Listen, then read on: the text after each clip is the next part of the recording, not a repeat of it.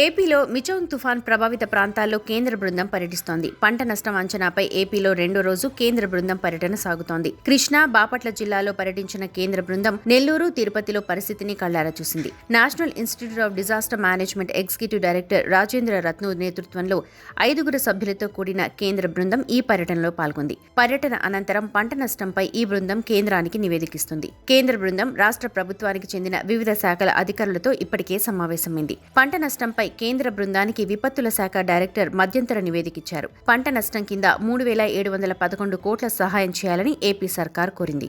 కేంద్ర ప్రభుత్వ పర్యటన ఇవాళ రెండో రోజుకు చేరుకుంది. ఇక నిన్న మొదటి రోజు మనం చూసుకుంటే కనుక కృష్ణా, బాపట్లలో పర్యటించింది. కృష్ణా జిల్లాలో మచిలీపట్నం, పామారి ఇటువంటి ఏరియాల్లో పర్యటన సాగించింది. ఇక ఇవాళ మనం చూసుకుంటే కనుక నెల్లూరు, తిరుపతిలో పర్యటిస్తుంది కేంద్ర బృందం. దీనికి సంబంధించి రేపు కానీ ఎల్లుండి కానీ ప్రభుత్వ సీఎస్తో కానీ సీఎం జగన్తో కానీ సమావేశమయ్యేటటువంటి అవకాశం కూడా మనకు కనిపిస్తుంది. ప్రధానంగా దీనికి సంబంధించి ఇప్పటికే రాష్ట్ర ప్రభుత్వం తరపున దాదాపు 3,711 కోట్ల రూపాయల ఆర్థిక సాయం కావాలని చెప్పి మధ్యంతర నివేదిక కూడా అందజేసింది. దీనికి సంబంధించి ఏదైతే డిజాస్టర్ మేనేజ్మెంట్ అధికారులు, దాంతోపాటు మనం చూసుకుంటే కనుక ఇప్పటికే క్షేత్రస్థాయిలో మొత్తం పర్యటించినటువంటి రాష్ట్ర ప్రభుత్వమే మొత్తం దీని పూర్తి స్థాయిలో 16 ప్రాంతాల్లో తీవ్రంగా తుఫాను ప్రభావం చూపించింది. కొన్ని వేల హెక్టార్లలో నష్టం వాటిల్లింది. కాబట్టి ఏ ఏ శాఖలకు ఎంతెంత అమౌంట్ కావాలి అనేటటువంటి పూర్తి డీటెయిల్స్ను జత చేసి ఈ నివేదికను పంపించినట్టు కూడా మనకు తెలుస్తుంది. దీనికి సంబంధించి రెండో రోజు పర్యటనకు ముందు రోజే అన్ని శాఖలతో, అంటే ఏదైతే ఎండోమెంట్ దీనికి సంబంధించి కానీ అండ్ అలాగే హార్టికల్చర్, అగ్రికల్చర్, దాంతోపాటు R&B డిపార్ట్మెంట్ అధికారులతో కూడా నిన్న సమావేశం అయ్యారు. ఈ సమావేశంలో కూడా మొత్తం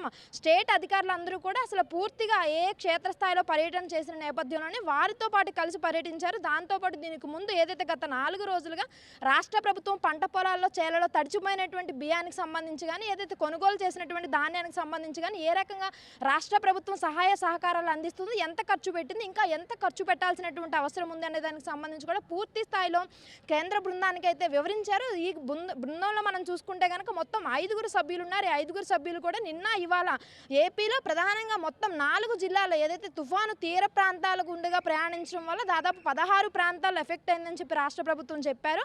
అవి కాకుండా ముఖ్యంగా పూర్తి స్థాయిలో తీవ్రంగా ఎఫెక్ట్ అయినటువంటి 4 జిల్లాలను మేము పర్యటిస్తామని చెప్పి కూడా కేంద్ర బృందం చెప్పడం జరిగింది. సో అదే రీతిలో నిన్న 2, ఇవాళ 2 జిల్లాలను కవర్ చేసే విధంగా పర్యటిస్తున్నారు. ఈ పర్యటన అనంతరం ఇవాళతో రెండో రోజు పర్యటన ముగుస్తుంది. కాబట్టి రేపు అధికారులతో కానీ అండ్ అలాగే సీఎం జగన్తో కానీ సమావేశం అయ్యేటువంటి అవకాశం ఉంది. ఈ సమావేశం అనంతరం ఏదైతే పర్యటనలో క్షేత్రస్థాయిలో వీరు గమనించినటువంటి అంశాలు ఉన్నాయి, వాటిని బేస్ చేసుకుని ఒక నివేదికను తయారు చేసి కేంద్ర బృందానికి దీన్ని ఇస్తారు. ఈ నివేదిక ఇచ్చినటువంటి ఆధారంగా రాష్ట్ర ప్రభుత్వానికి నిధులు వచ్చేటటువంటి అవకాశం కనిపిస్తుంది. కానీ ఈ నివేదిక నేపథ్యంలోనే రాష్ట్ర ప్రభుత్వం ఇచ్చినటువంటి నివేదిక కూడా దీంట్లో మనం చూడొచ్చు.